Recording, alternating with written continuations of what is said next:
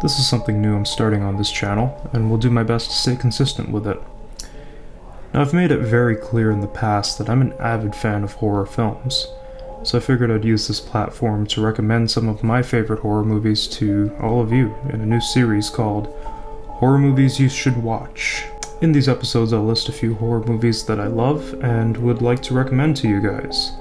These will not be categorized in any way. I will literally be picking a good mix of various horror films from any time, any style of horror.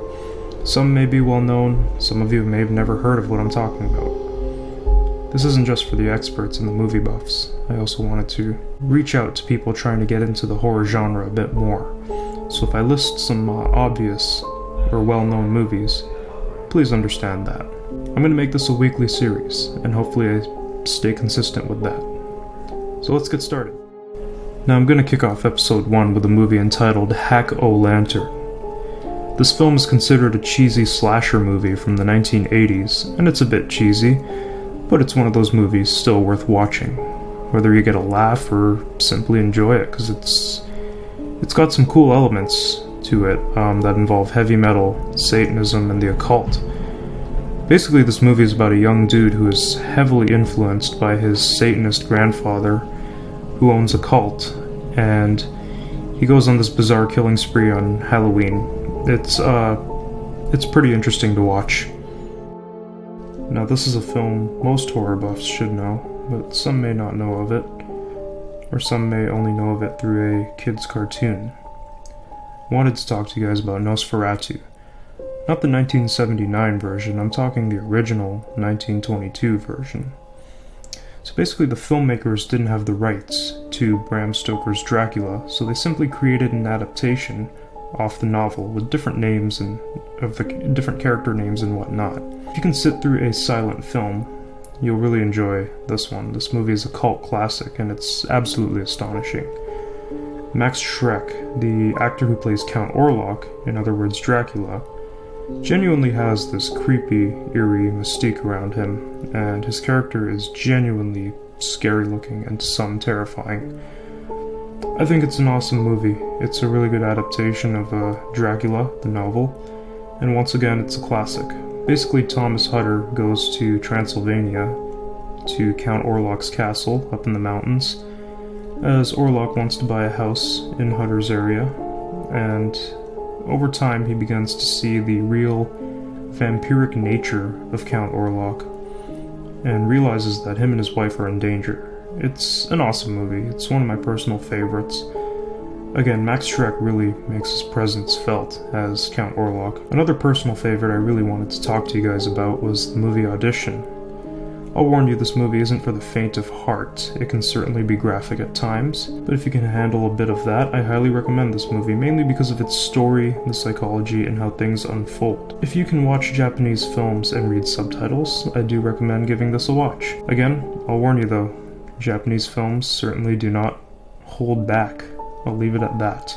Basically, this is a thriller type of horror film.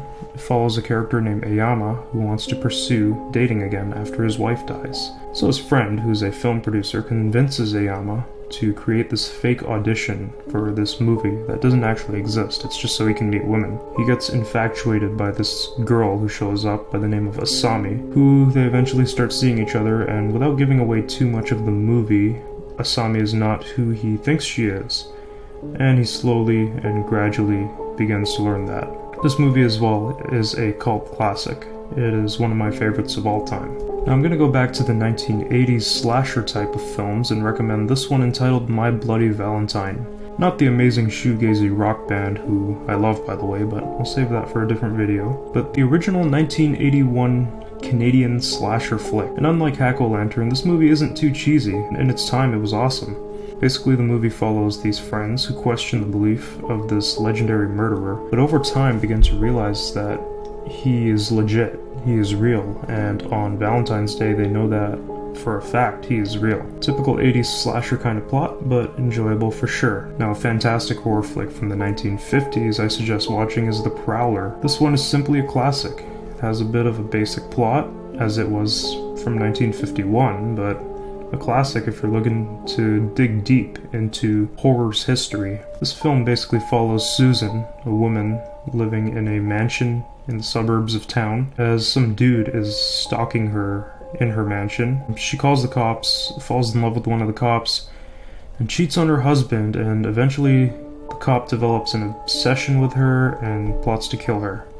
It's a pretty good flick if you're into the classics. Now, I really wanted to recommend a movie where, in rare fashion, the remake actually surpassed the original, which rarely ever happens. Typically, remakes are worse than the original, but this is a rare instance where that is not the case. I'm talking about Night of the Living Dead, the 1990 remake. Sure, the original one was amazing, but the 1990 one was even better. It's one of my favorite zombie flicks, because it genuinely has a terrifying approach. In my opinion, most zombie movies are hard to take seriously, but this one is different in a sense. Basically, dead people come back to life to eat the remaining living people on Earth. People start barricading themselves into a house in attempts to survive. Pretty basic plot, but really well done for a zombie movie. Another movie where the remake, I wouldn't say it surpassed the original, but it's about just as good as the original that I wanted to recommend, was The Stepfather.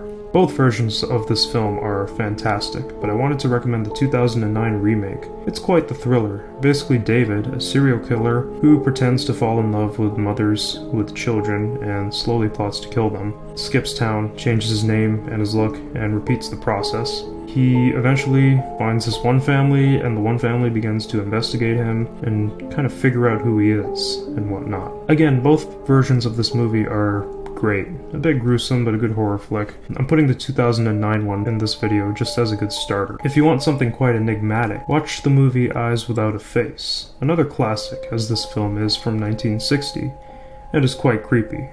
It has that classic horror, creepy, eerie aesthetic to it, much like Nosferatu. This doctor is living with this guilt after accidentally disfiguring the face of his daughter Christine, and he tries to use his skills by kidnapping women with his assistance in order to remove their faces and graft them onto his daughters. It's quite dark and creepy, and not for the faint of heart. Now, if you're a fan of Rob Zombie and his music videos, you'll love House of a Thousand Corpses. It's a cult classic, cult favorite, and it's directed by Rob Zombie himself. It's got the late and great Sid Haig in it. Definitely one of my favorites, typical zombie movie with the Rob Zombie, Dracula aesthetic to it. Now, the final movie I wanted to recommend for this episode is entitled Bride of Frankenstein.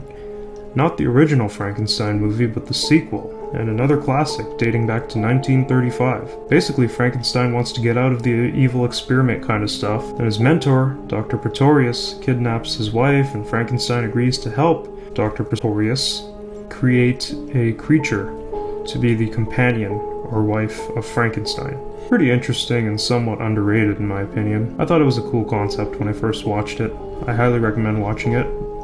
That's about all I can recommend for this episode. Stay tuned for episode 2. Hope you guys enjoyed. Thank you for watching. Let me know what you think of some of the movies recommended, and comment some that you would recommend, or comment some of your favorites. Again, stay tuned for episode 2. Rock on.